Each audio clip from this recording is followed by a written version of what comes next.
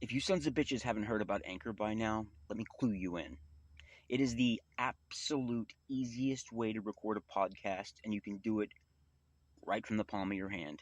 Unless you're using like a cell phone from like the mid-90s, in which case just get a new fucking phone, dude. I mean, it's time to upgrade, right? It has all of the tools that will allow you to record and edit your podcast right from your phone or computer. When hosting on Anchor, you can distribute your podcast on listening platforms like Spotify, Apple Podcast, Google Cast, and more. It's everything you need to make a podcast in one place, and best of all, it's totally fucking free. Download the Anchor app, or go to anchor.fm to get started. Oh, it's your homeboy. I'm your homeboy. In case that wasn't clear, Chad is your homeboy. So you're going to be hollering at me when you holler. Okay, bye. Right. 5, 4, 2.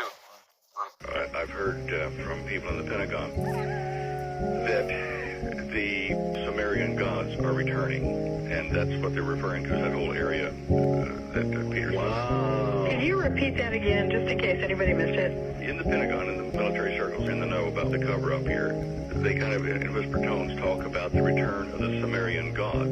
They're talking about the what we would call aliens returning into the Middle East, into Old Silver area. The Anunnaki. Well, could be. Yeah, that's perfect. That was cool. Perfect. How about now? It's fine, dude. You're fine. Cool. Okay. You ready? Thank you for listening to the Secret Society of Stuff with Rob and Chad. Two men are standing along the north-south magnetic axis.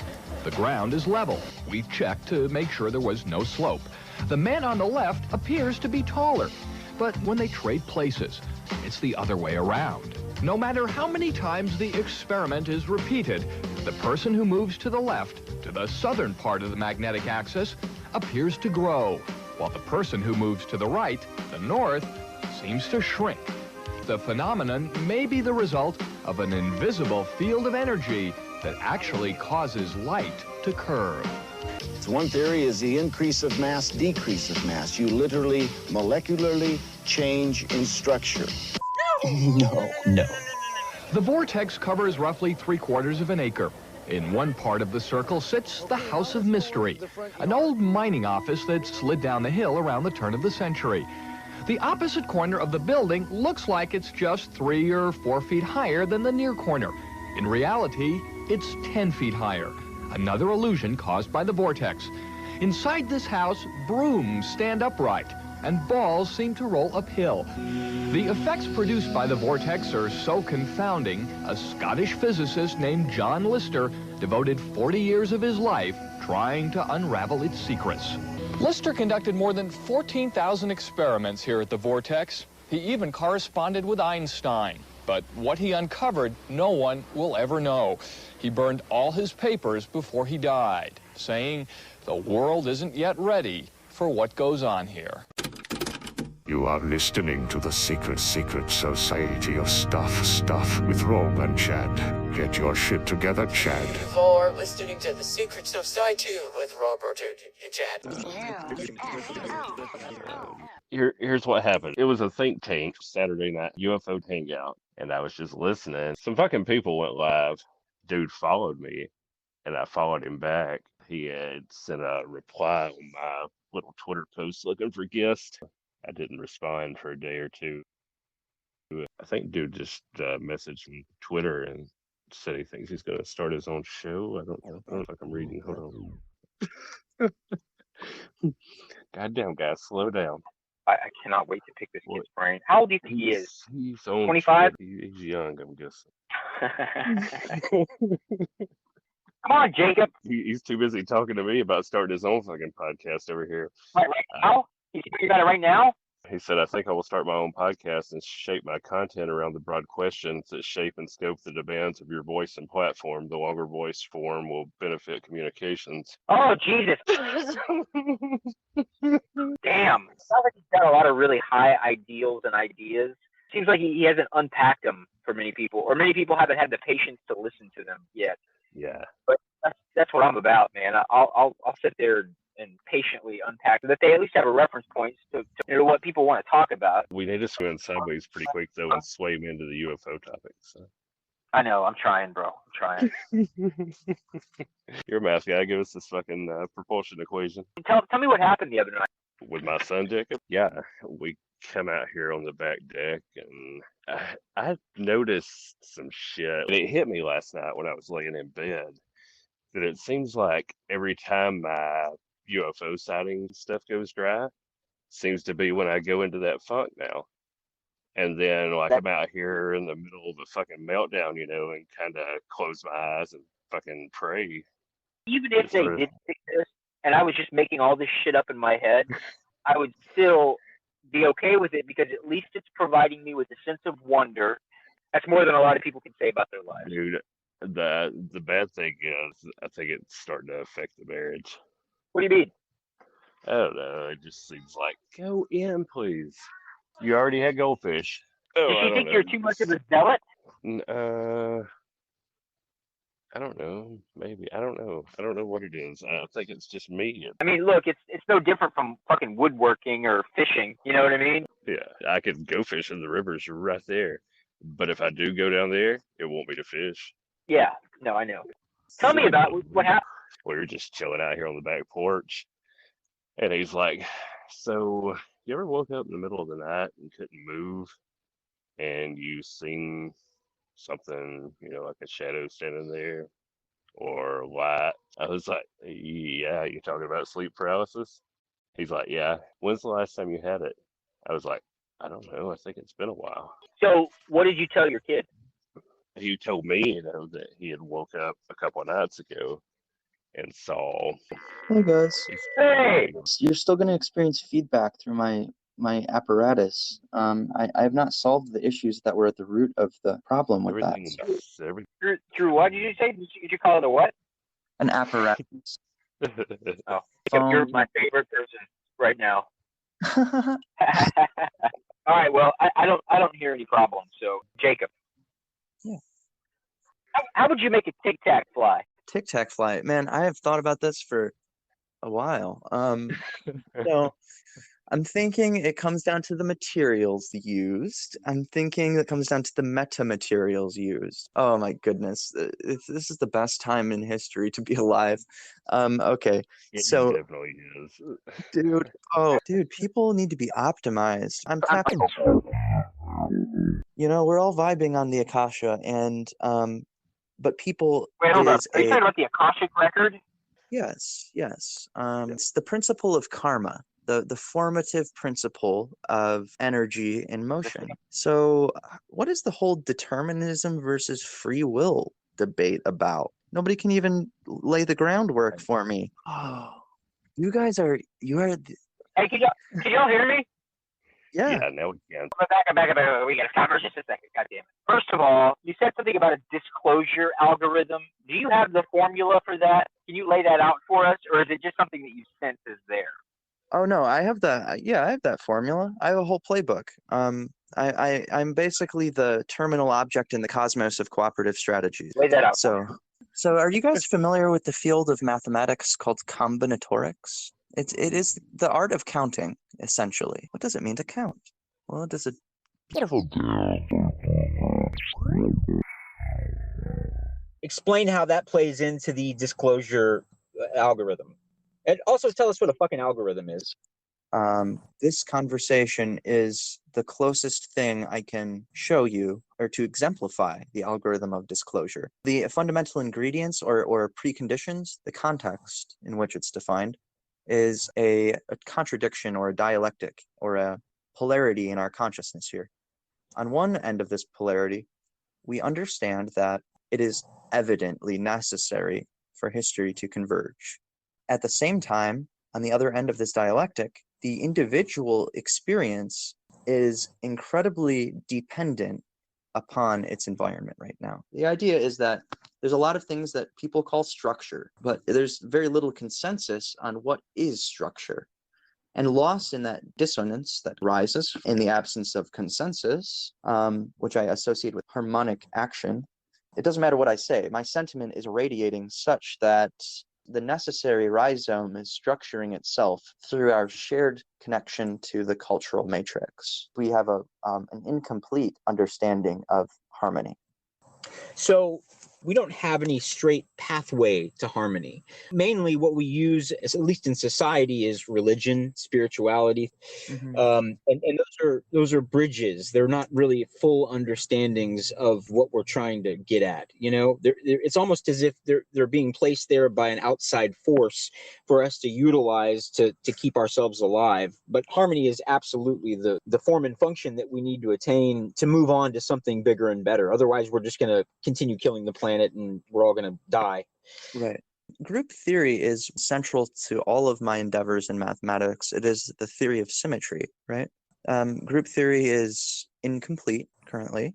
You should say, oh, well, how do I complete it? How do I complete this song or this phrase? And I've actually been thinking about this philosophy, the epistemology and ontology. Well, it comes under the term phenomenology.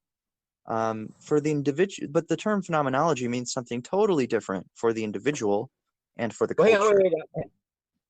What the algorithm for disclosure? We're trying to nurture an understanding in your species. I don't understand that. See, to me, it seems like nurture is on one end of the line, and on the other end of the line is also you. Oh, I'll get into that later.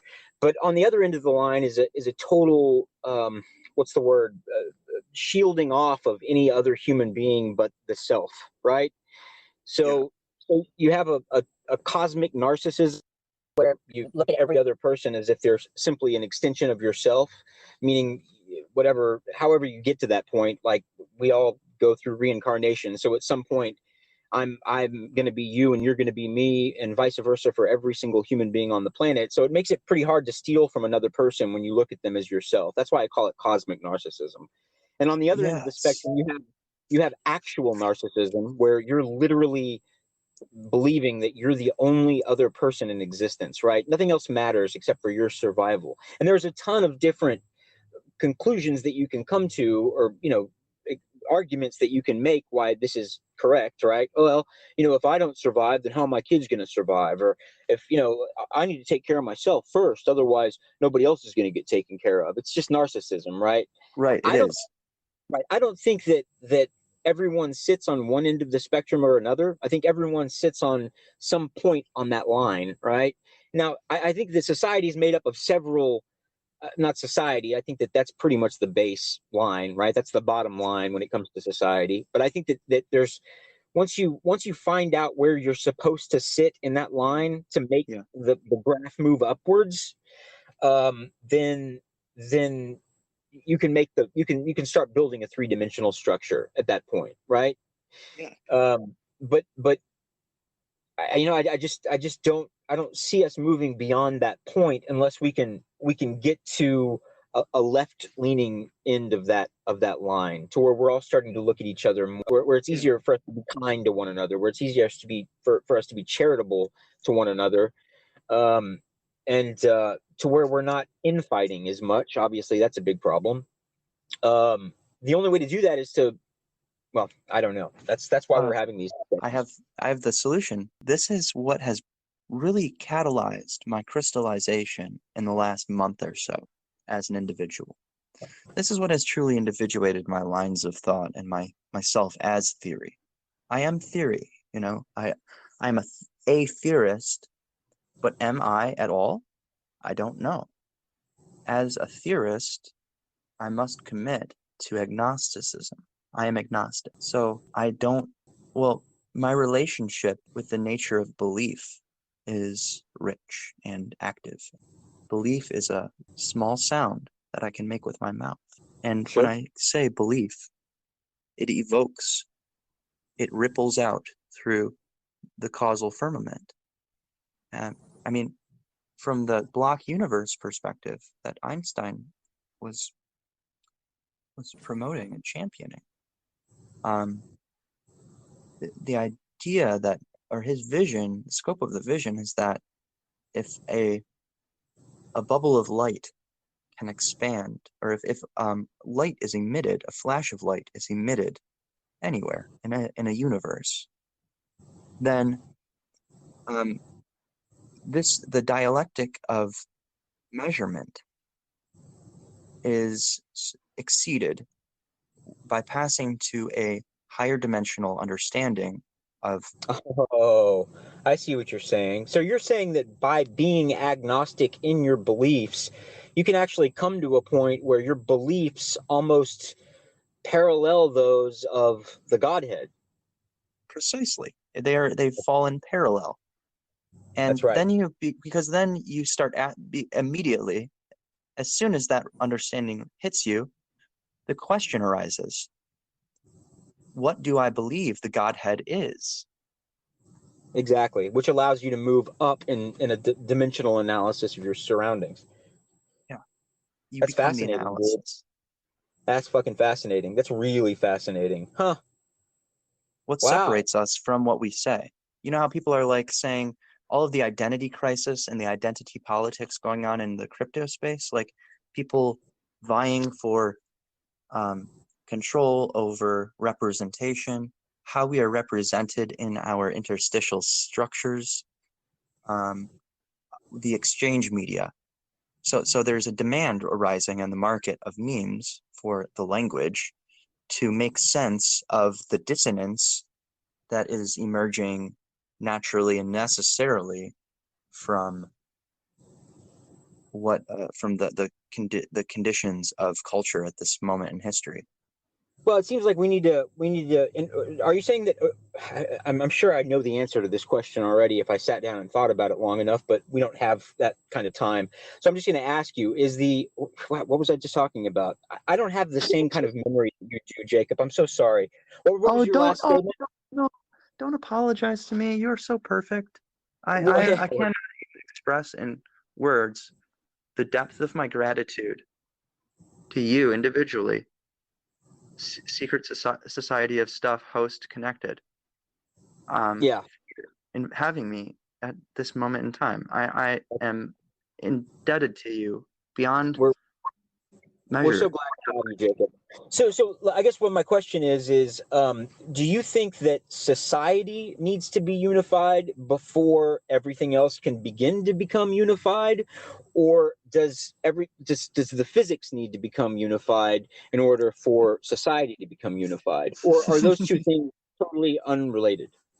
They're totally related, and by being completely interconnected, they cannot be broken down into that dichotomy. Well, they can be. I don't want to say they cannot be, but the language I will select right now is, as a strategy of understanding, it has limitations.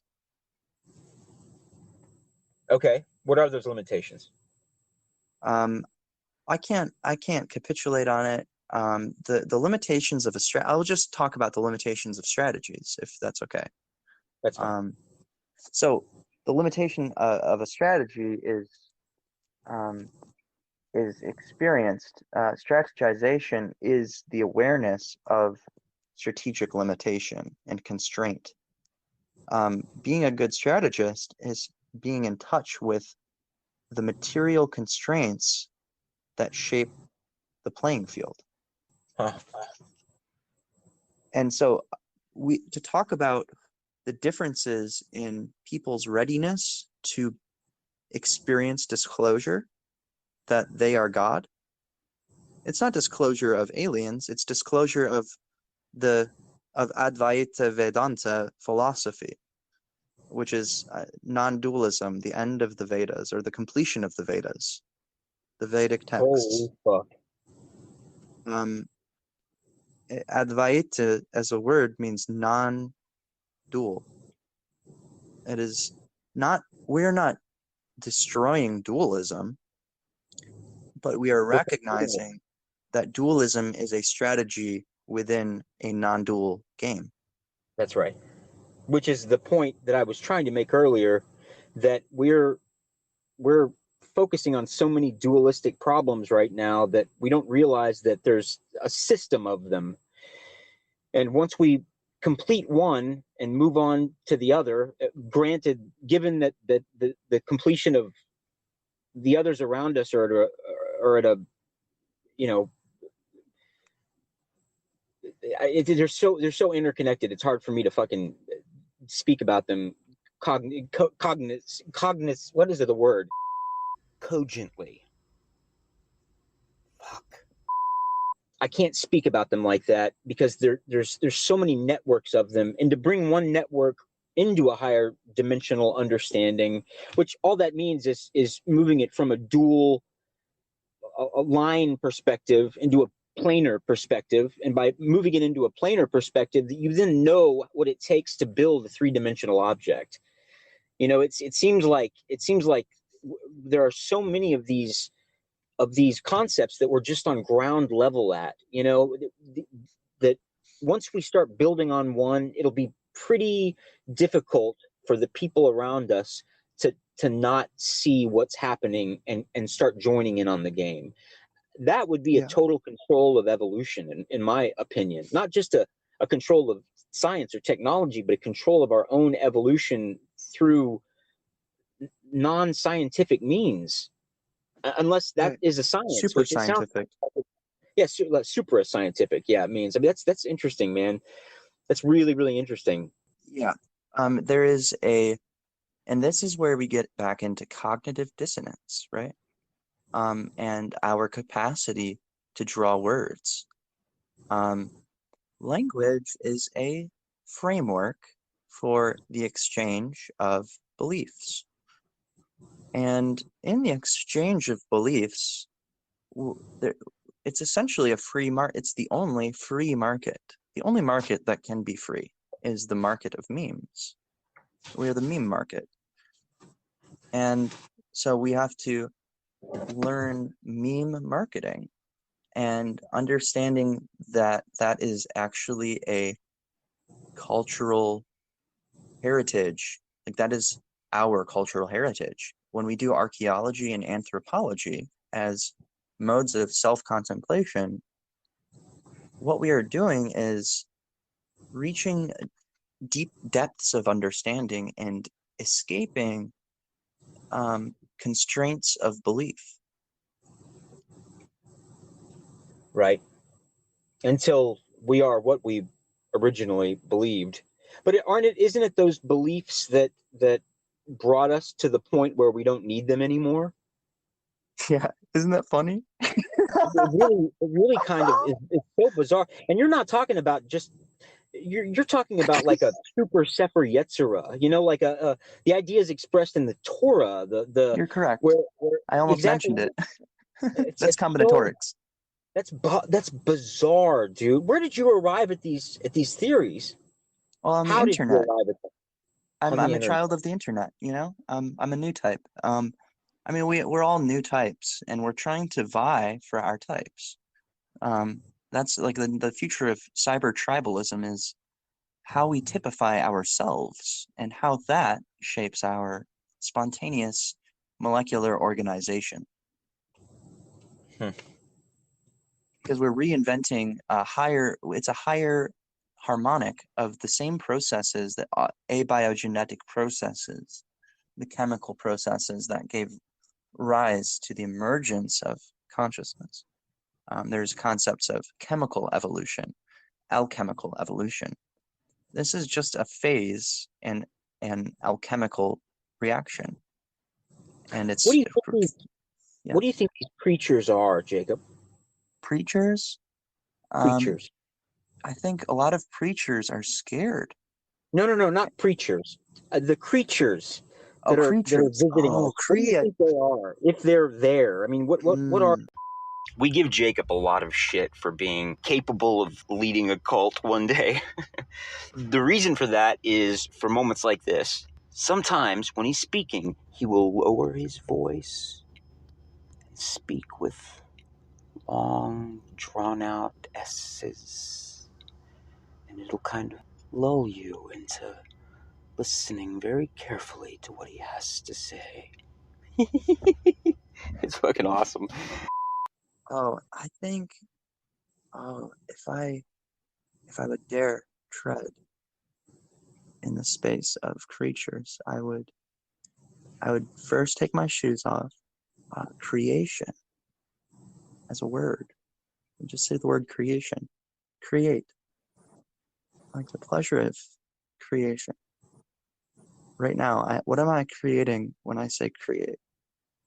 I'm creating dissonance and resonance at the same time. I'm playing music. Sure. We're musical instruments for one another in a way. Right. Metaphor being another strategy for understanding, but sure. See, the reason I'm using strategy, this goes back to my formula for dissolving the neoliberal narcissism that has apprehended our evolution. It is indeed a narcissism, and the concept, it has forced us to engage with the metaphysical narcissus as a myth, as an idea. Truly, the mirror, our engagement with the mirror, and the non-difference between the mirror and the self that the mirror reflects, and the impression of the self within the self of the whole apparatus happening. All of the levels, which I'm following you, but you're yeah. starting to get dense again. Yep, I have this nasty tendency to just condense myself, and I think I kind of forced you into a corner there. I didn't mean to tread on any kind of. I didn't mean to tread on any. You're good, babe. It's sanctify whatever these things are, and I don't understand what it is we're talking about here. Sanctity. That is such a good word. Thank you for bringing sanctity here. Oh yeah. These crafts. The things that run them. What are we talking about? What is this? We're talking about ourselves. We're talking about psychoanalysis. The psyche. It is psychology. You believe this is a psychosocial issue? I believe it is. I believe that it is a matter of psychosocial belief. Motherfucker, this is awesome. Keep going. So this goes back then, and now you are seeing what I mean by a disclosure algorithm. The better term may be, or more resonant right now in certain spaces, is a disclosure protocol. The idea is that here's a metaphor. Again, I love metaphor. It's one of my favorite suits. It suits me so well. So clever. Okay. I'm so sorry. Man, there's going to be such a psychedelic revelation in this world. Armageddon and the apocalypse as myths are, we're absolved from that shit, you know? Like, we have nothing to fear. Not even fear itself. We have nothing to fear except whatever we want to fear. We have nothing that we need to fear. And by finding that you need to fear nothing, you find that your selection of fear is play. Huh. And it's your experience of pressure. What do people mean when they say pressure? You know, pressure is what does it mean to you? Pressure is, I guess, really it depends upon the situation, and that's something that I would. The situation is how I would describe the pressure. So, give me a situation. Exactly. So that I couldn't have said it better myself. The pressure is identical to the contextual situation, the posture of the dynamics, you know, how it's all happening. Like Russia just has to move a boat over in that little part of the water. And that posture is enough to express pressure. It's pressure. Political pressure. What are another name for advocacy groups, right? We always hear about the advocacy groups and the policy making. No, the advocacy groups, they say it so fast that you can't unzip it. It's so fast. It's a challenge. We're rising to the challenge of psyops because we are the psyops. Each of us is a psyopticon. So, it's a psyoptical illusion. That's what Maya is. That's what the game of illusion is. When we pass out of the understanding that we are the understanding that we are everything. It's not only that you are everything, it's that you are the understanding that you are everything. That is you. You're also the absence of that understanding. We're transcending the logics that have constrained us. And the logic of constraint is now being condensed into a theory called games. Called games. So you playing games with ourselves to bring ourselves to a higher, I hate to use this word, please forgive me, vibratory level. Oh, dude, I love woo-woo talk. Yeah, and I love the optics on it because I love how it shines light on people's biases. And bias because, of mine. well, no, it's okay. It's okay to have bias. The bias is just so not only is pressure a property of the configuration of a system of matter, but pressure is experienced within that system as tension. So when we feel like, oh man, I work at a pizzeria. It's like a little family-owned pizzeria at the end of my road. I just got a job there part-time earlier this year because I was like between jobs, and I was like, okay, what can I transform today? So I'm like, okay, I'm gonna go join this pizzeria. Get to know the family that owns it, and just, I'm super quiet and stealthy, Tinker Tailor Soldier Spy, like super observant and crafting everything for me. I'm here to learn. I'm trying to find where I need to teach, but what I'm here now, I'm present to learn.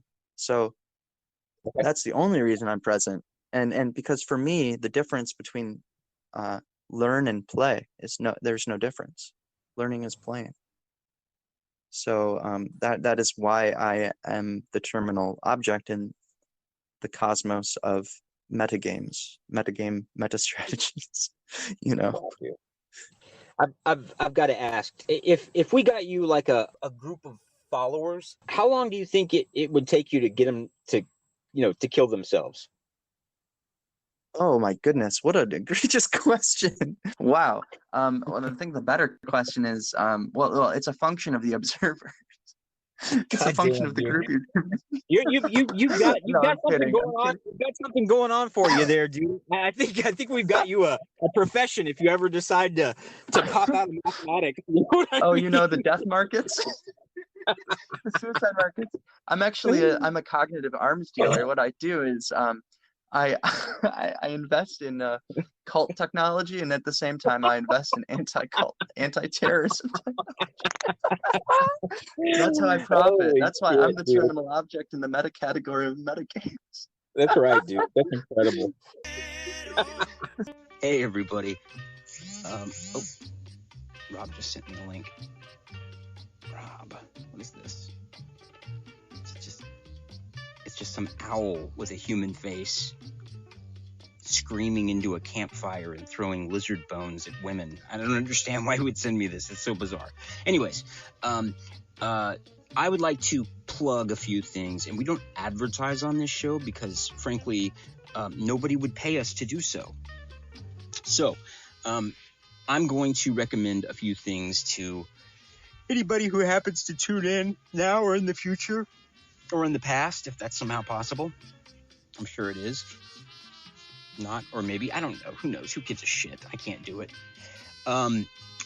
Most of the information that we get comes from a lifetime of research and obsessing over interesting things. But whenever there's something that I can't find, information or documents that the government released that are reposited somewhere, I always go to one place, bibliotecapleiades.com. www.bibliotecapleiades.com. Biblioteca, of course, library, and Pleiades is some star system filled with hippies from the 60s. They're all blonde. Oh, that's why they call it racist. I get it now. I get it. But the website's not racist. So anyways, just www.biblioteca. That's a word that you're going to have to look up and see how it's spelled yourself, because I'm not going to do it, nor am I going to try to do it. And then Pleiades, which is, again, just look it up, motherfucker. Next, UnitedNuclear.com. Bob Lazar and his brother, I think, And they do a bunch of really cool stuff. They sell cyclotrons, Van de Graaff generators. They sell simulated Mars soil so that you can order it and, see if you can grow anything. That's going to definitely be something that people are going to need to have a handle on pretty soon. They have Tesla coils. They have death rays. I should probably bleep out death rays, or if I'm not too lazy. I know that they got into some legal trouble because they were selling fireworks stuff, but they don't do that anymore. It's just death rays. Oh my goodness. They sell every single, well, not every single, but they sell a whole bunch of rare earth elements. They sell uranium, which is interesting. In fact, they do tours in New Mexico where you can go with them and they'll show you how to mine for uranium yourself. So if you've never been to unitednuclear.com, definitely go. Another really cool website is Hacker Warehouse. They've got some stuff there that honestly, I saw in a Mission Impossible film. No, that's not a film. That's a movie. I saw a Mission Impossible cartoon. I guess that's the more appropriate word, is cartoon. Music video is probably even more apt. I saw a Mission Impossible music video cartoon.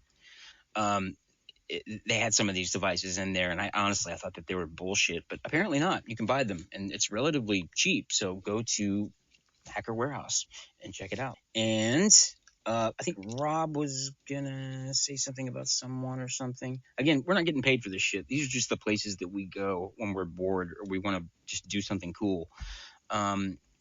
Which reminds me, I lost my phone.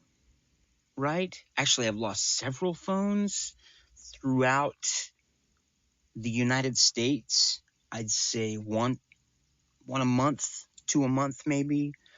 So if anyone comes across any of them, or the people that stole them from me, it's probably just me losing them and then people finding them, my information not being in the phone, and they're like, all right, well, free phone.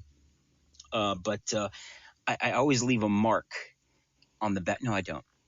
Okay, scratch all that. I'm just going to have to start buying more phones or stop losing the ones that no, that's not going to happen. Anyways, love you guys. I don't know why I said that. I don't love you. I don't even fucking know you. Except for you, Cecil. There's no one named Cecil? No one? No. This is bullshit. Oh, fuck. All right, end commercial. Oh, drink Coke. Bye.